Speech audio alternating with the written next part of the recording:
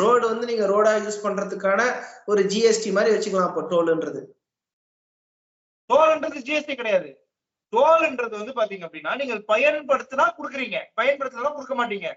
இப்போ ஒரு உதாரணத்துக்கு சொல்றீங்க, நீங்க சேலம்ல வீடு வச்சிருக்கீங்க, சேலம்ல கார் வாங்கிட்டீங்க, நீங்க கோயம்புத்தூர்ல குடியிருக்கீங்க, கார் எங்க பயன்படுத்துவீங்க? கோயம்புத்தூர்ல தான் பயன்படுத்துவேன். டாக்ஸ் எங்க கட்டுனீங்க? வாங்கும்போது சேலத்துக்காக கட்டினேன். சேலத்தோட ஆர்டிஓல தானே டாக்ஸ் கட்டுனீங்க. சேலத்துல ரோடு போடுறதுக்கு நீங்க கோயம்புத்தூர்ல காசு கொடுத்துட்டு கோயம்புத்தூர்ல வாழ்றீங்க, ரோட பயன்படுத்துறீங்க. ஆனா டோல் அப்படி கிடையாது. நீங்க கோயம்புத்தூருக்கு போறதுக்கு பயன்படுத்தும் போதுதான் கோயம்புத்தூருக்கு நான் டோல் கொடுக்குறீங்க.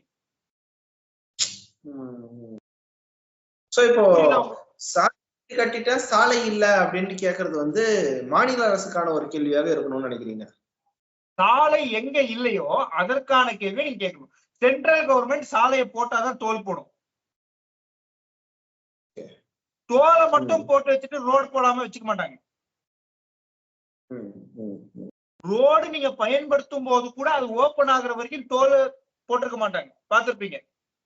நிறைய என்ஹெச் நீங்க பயன்படுத்துவீங்க, சில இடங்கள்ல வந்து பிரேக்கேஜஸ் இருக்கும், ஆனா டோல் இன்னும் போட்டு வச்சிருப்பாங்க, ஆனா கலெக்ட் பண்ணிருக்க மாட்டாங்க. என்னைக்கு ரோடு ஃபுல்லா முடியுதோ, நீங்க ஃபுல் ஃபிளட்ஜ்டா யூஸ் பண்றீங்களோ அப்பதான் நீங்க டோல் கட்டுவீங்க.